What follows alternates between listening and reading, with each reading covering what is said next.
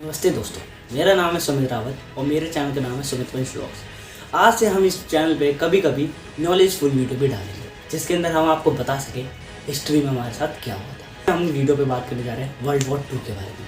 आप लोगों को बहुत सारे लोगों को ये पता होगा वर्ल्ड वॉर 2 किधर हुई थी, कब हुई थी, पर बहुत सारे लोगों को ये नहीं पता है कि वर्ल्ड वॉर 2 किस रीज़न की वजह से हुई थी, कब हुई थी। तो आज हम उसी के बारे में बात कर रहे हैं, तो वीडियो स्किप ना करें और एंड तक ज़रूर देखें।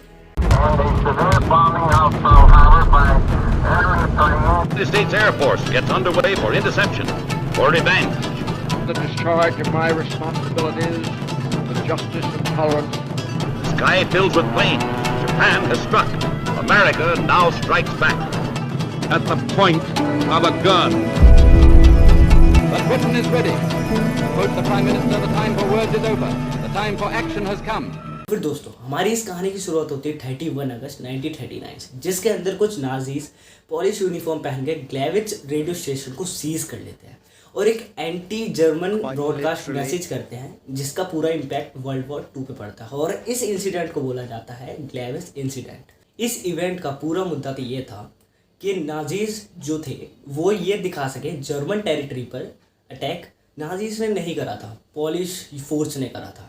और ये भी एक हिटलर के प्रोपेगेंडास में से एक था। तो ये पोलैंड में जस्टिफाई करने के लिए डिज़ाइन किया गया था और इस डिज़ाइन के आड़ में यानी कि अगले ही दिन 1 सितंबर 1939 में जर्मन ने पोलैंड पर अटैक कर दिया और इसके 2 दिन बाद यानी कि 3 सितंबर में फ्रांस और ब्रिटेन ने भी अटैक कर दिया जर्मन के ऊपर, क्योंकि वो सपोर्ट थे पोलैंड के अंदर। देखते ही देखते ये ग्लोबल वॉर बन गया और इसी ग्लोबल वॉर को हम जानते हैं वर्ल्ड वॉर 2 के नाम से। आज हम ये जानेंगे कि वर्ल्ड वॉर के पीछे क्या कारण थे, मतलब इस वॉर के पीछे किन किन लोगों का हाथ था। जनरली हम ये मानते हैं इस वर्ल्ड वॉर के पीछे हिटलर, जर्मनी, नाजिज्म के हाथ थे, पर ये पूरी तरह सच नहीं है। आज हम वही सच को जानेंगे कि नाजिज्म एंड फैसिज्म का जन्म कैसे हुआ था। इसके बहुत सारे फैक्टर्स हैं जो मैं आज आपको बताऊंगा।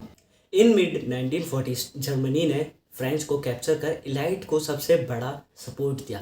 जापान ने ये वॉर 1941 27 सितंबर को ज्वाइन करा और फिर 22 जून 1941 में जर्मनी असॉल्ट को इन्वेड कर देता है और लार्जेस्ट लैंड थिएटर बनाता है, मतलब ईस्टर्न फ्रंट को शुरू करता है, जो सबसे बड़ी भूल थी। तेजी से बढ़ते हुए जापान ने भी पर्ल हार्बर पर अटैक करके भूल कर दी। सोवियत इन्वेजन पर पर्ल हार्बर ने चलते वॉर में अमेरिका की एंट्री होती है जिसने पूरा गेम चेंज कर दिया। जून 1942 के बैटल ऑफ मिडवे में जापान और फिर 22 फरवरी 1943 को बैटल ऑफ स्टेलिंगग्रैड में सोवियत के हाथों जर्मन के हार से एक्सिस पावर का डाउनफॉल शुरू हुआ। एलाइड पावर ने जर्मनी को ऑक्यूपाइड फ्रांस और इटली को कैप्चर कर लिया और पैसिफिक में जापान ने पीछे अपने कदम हटा लिए। इटली में बेनिटो मुसोलिनी को मार दिया गया और फिर अप्रैल 1945 में हिटलर की सुसाइड खबर आई और फिर जर्मनी ने अनकंडीशनली सरेंडर कर दिया, पर जापान नहीं कर रहा था, जापान गिव अप नहीं कर रहा था, इसलिए अमेरिका ने न्यूक्लियर अटैक जापान पे करवा दिया। जर्मन के हार के बाद एक्सिस पावर को डाउनफॉल शुरू हुआ। एलाइड पावर ने जर्मनी, फ्रांस एंड इटली को कैप्चर कर लिया। फिर पैसिफिक में जापान ने पीछे हटने का मजबूर डिसीजन लिया। अब सवाल ये है कि ये वॉर हुआ क्यों था। वर्ल्ड वॉर 2 के लिए हिटलर नाजिज्म की सनक को बताया जाता है, जो काफ़ी हद तक सही भी है, पर हिटलर की आइडियोलॉजी का प्रोडक्ट का खतरनाक ही होना था। लेकिन हिटलर का राइज खुद में ही मिस्टीरियस बात है, जिसके जिम्मेदार बहुत सारे फैक्टर्स हैं, जिसके अंदर इंक्लूडिंग है एलाइड पावर खुद है और उसके अलावा बहुत सारे दौर के कई फैक्टर्स हैं, इवेंट्स भी हैं और इस वॉर के अनिवार्य बनाया है। चलिए इसके बारे में एक एक करके देखते हैं। सबसे पहले बात करते हैं ट्रेटी ऑफ वर्साई की, जिसकी शुरुआत हुई थी 28 जून 1919 से। ये स्थित है पेरिस के अंदर, पैलेस ऑफ वर्साई, और इसके अंदर अभी वर्ल्ड वॉर 1 खत्म हो चुकी थी, जिसके अंदर एक मीटिंग बिठाई गई थी जिसके अंदर 4 विक्टर नेशनल आए थे, जिसके अंदर से थे UK, France, Italy and USA, जो एक पीस साइन करने आए थे। जर्मनी की किस्मत और भविष्य को डिटरमाइन करना था। विक्टर ने सारा ब्लेम जर्मनी के ऊपर थोप दिया। जर्मनी के ऊपर और कोई ऑप्शन नहीं था। उन्होंने इस गिल्ट को एक्सेप्ट करा और वॉर का मुआवजा भरने के लिए तैयार हो गए और विक्टर्स ने जर्मनी को पनिश किया। उनकी पनिशमेंट्स थी जर्मनी के देशों के ऊपर कब्जा कर लेना, लिमिट ऑन मिलिट्री एक्सपेंशन और लॉस्ट ऑफ टेरिटरीज पनिशमेंट्स थी जर्मनी के लिए। और इनमें से सबसे हार्श डिमांड थी फ्रांस की, क्योंकि फ्रांस सबसे इमीडिएट नेबर था जर्मनी का। और दूसरा रीज़न ये है, जर्मन के बाद इकोनॉमिक लॉस फ्रांस को ही हुआ था। फ्रांस ये चाहता था कि जर्मनी उसके डेट्स के पैसे भरे। अपना इकोनॉमिक स्टेबल करने के लिए फ्रांस ने जर्मनी से कैश और कोल की डिमांड की। फ्रांस ने ये डिमांड बहुत ज़्यादा थी जर्मनी के लिए, इतना बड़ा अमाउंट पे करना इम्पॉसिबल था जर्मनी के लिए। इसे पे करते करते 92 ईयर्स लग गए जर्मनी को लास्ट पेमेंट करने में फ्रांस को। जर्मनी ने trillions of Germany currency print करवाई और इसके चलते जर्मनी के अंदर हाइपर इन्फ्लुएंसर बढ़ गया, जिसका मतलब महंगाई बहुत ज़्यादा बढ़ गई थी जर्मनी के अंदर। और इसके अलावा बात करी जाए तो ट्रेटी ऑफ वर्साई ने ऑस्ट्रो जर्मन यूनिफिकेशन को भी प्राइवेट कर दिया। ये वो टाइम था जब ऑस्ट्रेलियन खुद को ब्रिटेन मानते थे। ये पूरा मिलाकर जर्मन के लिए एक ट्रेटी ऑफ वर्साई की इंसल्ट की बात थी। इन्हें पैसे के साथ साथ प्राइड को भी छीन लिया गया और इन हार्श पनिशमेंट पे जर्मनी की नाराजगी बढ़ने लगी। अब हम बात करते हैं ग्रेट डिप्रेशन ऑफ 1929 की। इन अक्टूबर 1928 में वॉल स्ट्रीट स्टॉक के सारे मार्केट क्रैश हो गए और इस तरह जन्म हुआ ग्रेट डिप्रेशन का। बहुत सारे लोगों को नौकरी से निकाल दिया गया, लाखों लोग होमलेस हो गए और बैंक की सेविंग्स डिस्ट्रॉय हो गई।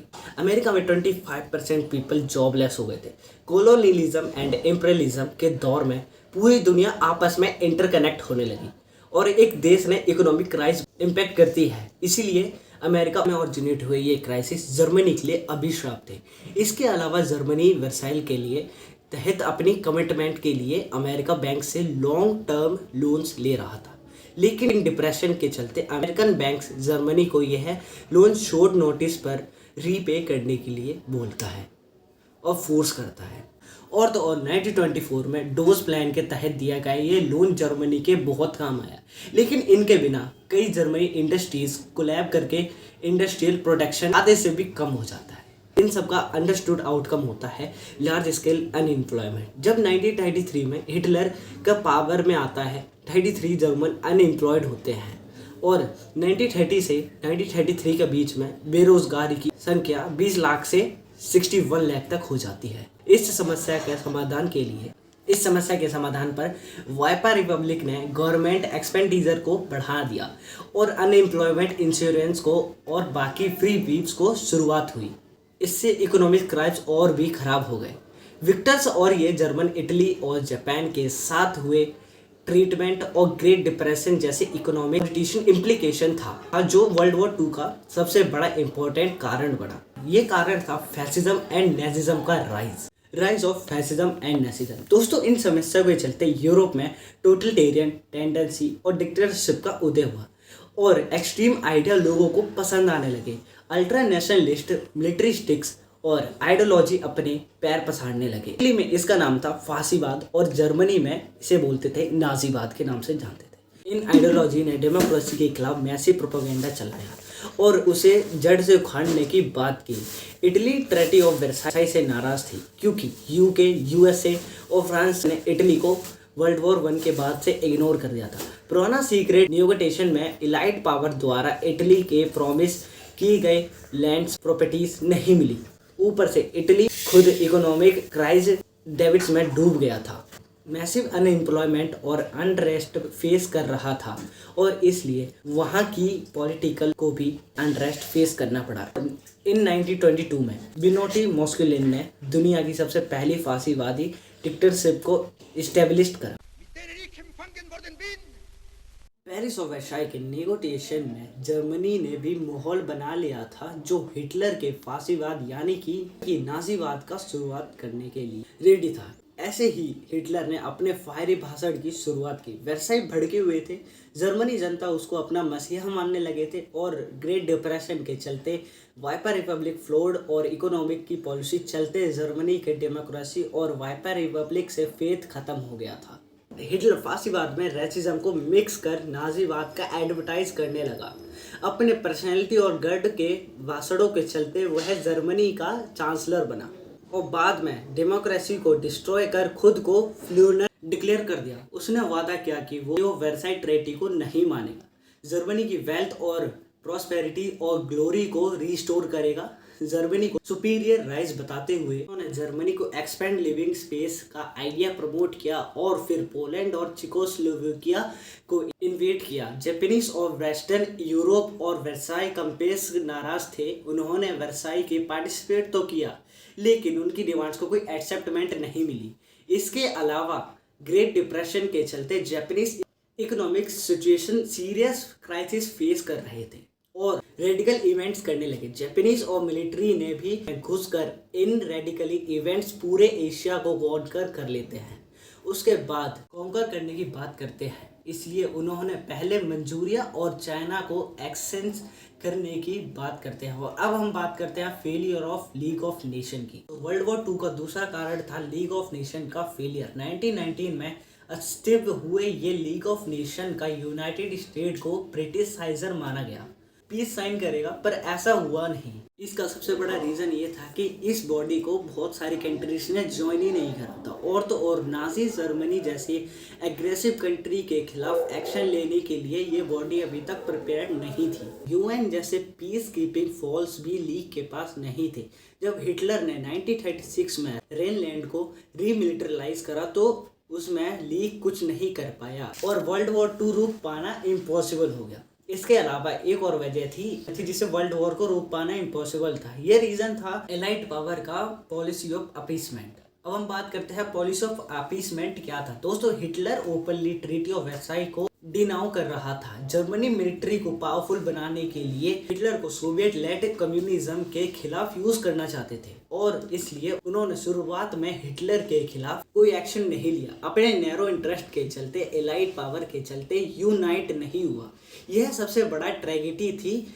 ये अगर देश शुरुआत होने से पहले ही मेजर ले लिया था। हिटलर कभी भी इतना पावरफुल नहीं बनता अगर ये लोग पहले ही इस चीज को फॉलो कर लेते और वर्ल्ड वॉर 2 को रोका जा सकता था। अपीसमेंट का यह तुष्कीकरण उदाहरण है। 1938 का मुनीक एग्रीमेंट था। इस एग्रीमेंट के तहत ब्रिटेन और फ्रांस जर्मनी के चेकोस्लोवाकिया जर्मनी डोमिनेटेड एरिया को अपने अंडर लेने की पूरी छूट दे देता है और जर्मनी एग्री भी करता है। वो चेकोस्लोवाकिया बाकी एरिया को किसी भी देश पर नज़र डालने की छूट नहीं देता है और जर्मनी प्रॉमिस भी करता है। 1938 में नाजी ने ये अपना प्रॉमिस तोड़ दिया और बाकी चेकोस्लोवाकिया को भी कैप्चर कर लिया। फिर भी ना तो ब्रिटेन और ना ही फ्रांस ने कोई एक्शन लिया। अपीसमेंट के यह राजनीति सिर्फ ब्रिटेन और फ्रांस की नहीं थी, ये बल्कि हिटलर के प्रमुख आइडियोलॉजी में से थी। सोवियत संघ के भी पोलैंड इन्वेजन के एक हफ्ते पहले सोवियत संघ और नाजिज्म मोलोटोव-रिबेनट्रॉप पैक्ट साइन किया गया। पैक्ट के ही नाजिज्म के हिम्मत को बढ़ा दिया ऑफिशियली और पब्लिकली। यह पैक्ट एक नॉन एग्रेसिव एग्रीमेंट था। इस सीक्रेट प्रोटोकॉल्स को यह जर्मनी के पहले इन्वेजन के आधार पर बनाया गया था। फिर 17 सितंबर को सोवियत इन्वेजन ऑफ पोलैंड वासी आइडियोलॉजिकली नाजीज और सोवियत संघ के दूसरे अपोनेंट थे, लेकिन geopolitical aim Britain led faction के प्रति। तो फिर ये कुछ कारण थे वर्ल्ड वॉर 2 होने के। तो फिर मैं आशा करता हूँ आप लोगों को ये मेरा वीडियो पसंद आया। अगर पसंद आया तो लाइक कमेंट शेयर कर दें।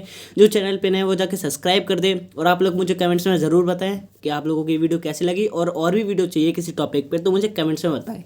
धन्यवाद।